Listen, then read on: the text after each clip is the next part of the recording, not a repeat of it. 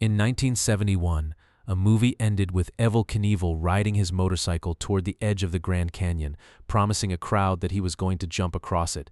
The music swells, the camera pulls back. George Hamilton, playing the Daredevil in his leather jumpsuit, tells the audience that men like him exist, so that other people's lives can mean something. Fade to black, roll credits.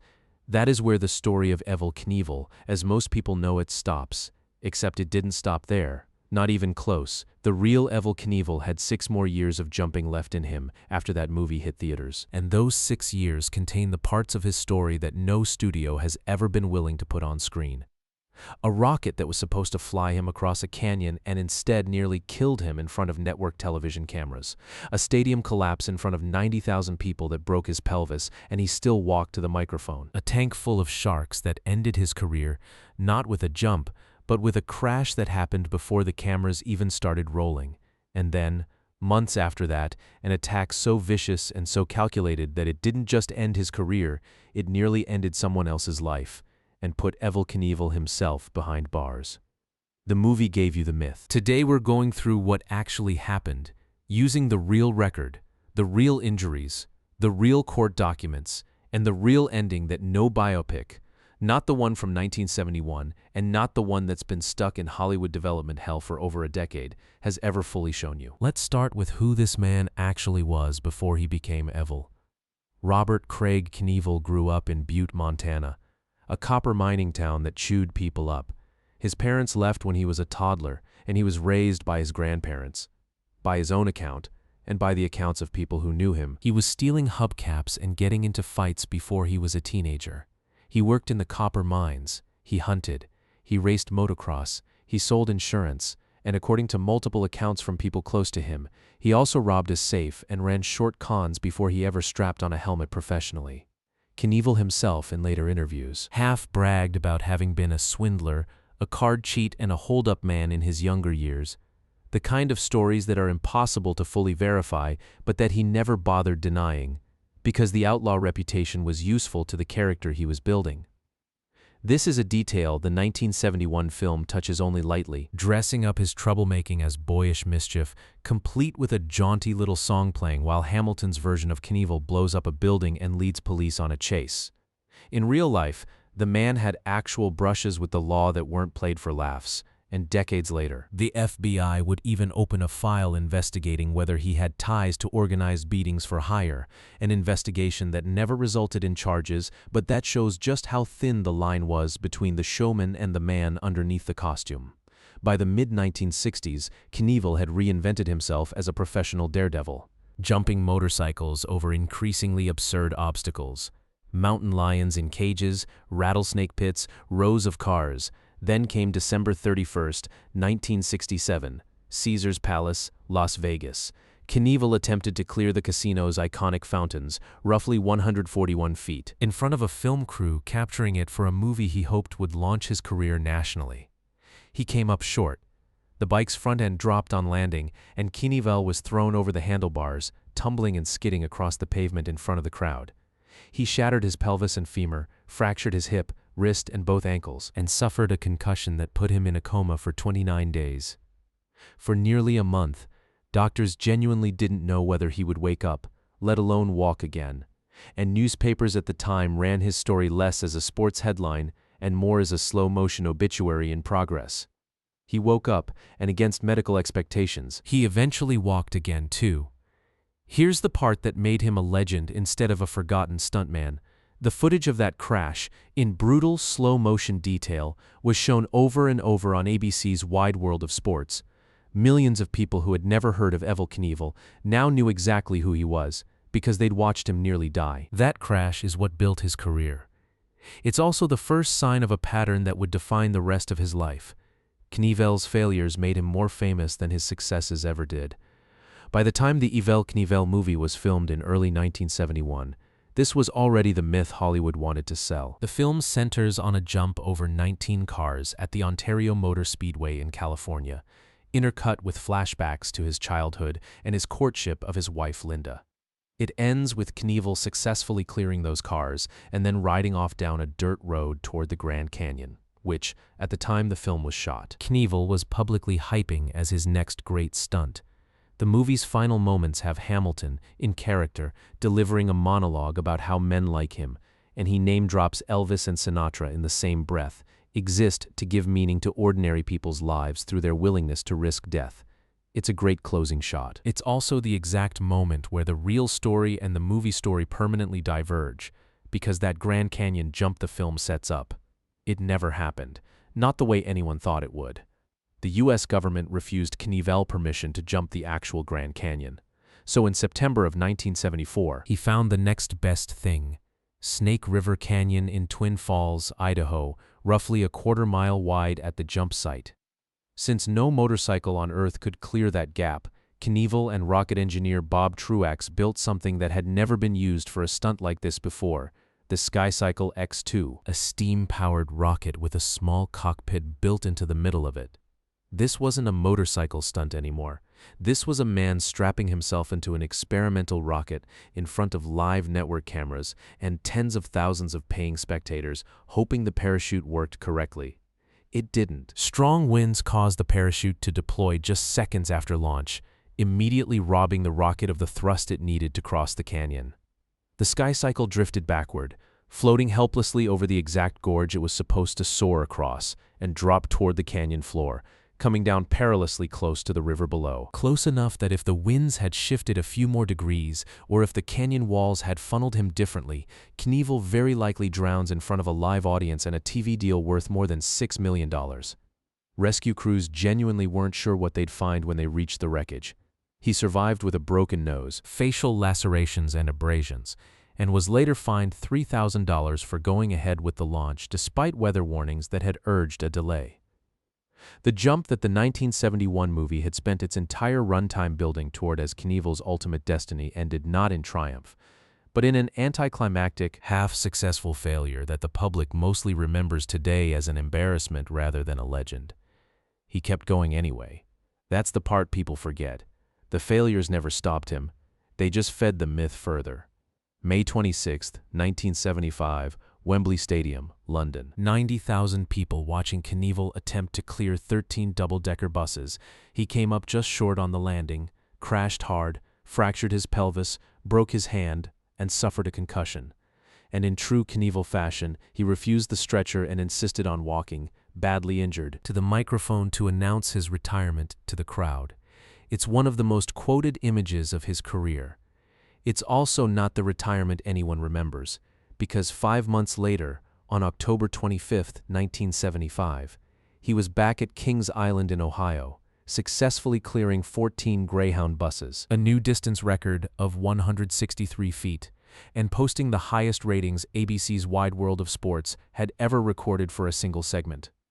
This is where most retrospectives, and definitely where any glossy Hollywood treatment, would want to end things, on a high note, a record-breaking triumph after a brutal setback. But this is also exactly where the real story gets darker, not more triumphant, and it's the part almost nobody puts on screen. By January of 1977, Knievel was 38 years old, and according to people who worked with him at the time, physically breaking down and financially reckless, spending money as fast as it came in, despite years of accumulating medical bills and diminishing crowds for his more predictable jumps. CBS approached him with an idea for a new primetime special called Evel Knievel's Death Defiers, and the concept for the centerpiece stunt leaned directly into the cultural moment. Jaws had terrified the country just 2 years earlier. So why not have Evel Knievel jump over a tank full of live sharks? The reality behind the spectacle was almost comically less dangerous than the marketing suggested. 14 tranquilized lemon sharks were flown in from Florida. One didn't survive the trip, and the shark wrangler in charge of them told reporters beforehand that if Knievel actually fell into the tank, the sharks would more likely panic and flee from him than attack. The distance to clear was only 64 feet, a jump that, for Knievel at his physical peak, wouldn't have been a serious challenge at all. This was made for TV danger, built more for ratings than for genuine risk, except Knievel wasn't at his physical peak anymore. Hours before the live broadcast, in an empty arena, he made an unscheduled rehearsal run over the tank. He cleared it.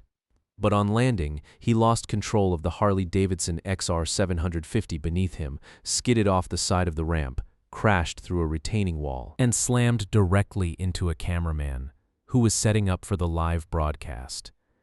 Knievel broke both arms and suffered a concussion. The cameraman was seriously hurt in the collision. Here's the detail that almost never makes it into the retellings. Because of that crash, the actual televised shark jump never happened. Not that night, not ever. Viewers tuning in expecting to watch Evel Knievel soar over a tank of sharks on live primetime television instead watched the aftermath of a rehearsal accident that had happened hours earlier, out of sequence, stitched into the broadcast. From his hospital bed, Knievel explained that he'd deliberately taken the crash onto himself in an empty arena, rather than risk it happening in front of a full crowd of parents and children, framing the disaster as an act of responsibility. Whatever the real motivation, the outcome was the same. This was, for all intents and purposes, the last major, nationally broadcast jump of Evel Knievel's career. He announced his retirement from large-scale stunts shortly after, telling people that a professional has to know when he's finally jumped far enough. If the story ended there, it would already be a more honest and more human ending than anything a triumphant biopic monologue about gladiators and destiny could offer. A guy who kept pushing his body past reasonable limits for a decade, finally forced by his own physical breakdown to admit the run was over, but the story doesn't end there. And this next part is the piece that no movie about Evel Knievel, not the 1971 one, and not the one that spent over a decade in Hollywood development purgatory with directors and A-list actors cycling in and out of the project, has ever actually put on screen, because it doesn't fit the myth at all. A few weeks after the shark jump disaster, a man named Shelley Saltman published a book called Evel Knievel on Tour. Saltman wasn't some tabloid reporter looking for a cheap angle. He had been Knievel's own promoter, the man who had helped raise the money and run the media campaign for the Snake River Canyon jump. He'd spent years traveling with Knievel, recording conversations, with the full knowledge and prior approval of Knievel and his associates, for what was supposed to become this very book. When it was published in 1977, it painted an unflattering portrait, describing Knievel as struggling with alcohol, prone to violent outbursts, and difficult to work with. Knievel was enraged. On September 21, 1977, Knievel drove onto the lot of 20th Century Fox Studios, where Saltman was now working as a sports executive, according to court testimony and multiple witnesses. One of Knievel's associates grabbed and held Saltman while Knievel attacked him with an aluminum baseball bat, swinging repeatedly at his head while Saltman raised his arm to protect himself. Witnesses reported hearing Knievel say he intended to kill him. Saltman's arm was shattered in the assault, requiring surgery and a steel plate that remains in his body to this day. What makes the incident even more disturbing is a detail that sounds almost unbelievable at the time of the attack. Knievel himself still had both of his own arms in casts from the Shark Tank crash months earlier, meaning he needed a friend's help just to hold Saltman still enough to swing the bat properly. Knievel was arrested, pled guilty to assault, and was sentenced to 6 months in jail. Saltman later won a civil judgment against him for over $12 million, an amount Knievel never paid before his death. But the financial judgment wasn't what actually destroyed Knievel's career. It was the public reaction. Sponsors, including the toy company that had built an entire successful action figure line around his image, cut ties immediately. The wholesome red, white, and blue American hero that had been carefully marketed to children for most of the decade was now a convicted violent felon who had beaten a man nearly to death with a bat in a parking lot. There was no myth-making narration that could paper over that. This was the moment the legend of Evel Knievel as a commercial product effectively died 6 years after the movie had already wrapped its story up with a triumphant monologue about gladiators. He would spend the next 3 decades in decline, both financially and physically, doing smaller exhibitions with his son Robbie, filing for bankruptcy at points, and dealing with the accumulated damage of what would eventually add up to more than 400 broken bones over the course of his career, enough to earn him an entry in the Guinness Book of World Records for surviving the most bone fractures in a lifetime. People close to him described a man who had never learned to live any other way than spending money as fast as it arrived, whether or not it was actually coming in anymore. a habit built during years when sponsorship checks and ticket sales made that recklessness feel consequence-free. By the late 1990s, his body was failing in ways that had nothing to do with motorcycles. He contracted hepatitis C, most likely from a blood transfusion received during treatment for one of his many injuries over the years, and it destroyed his liver so severely that he required a liver transplant in 1999 just to survive. He developed diabetes, he suffered multiple strokes.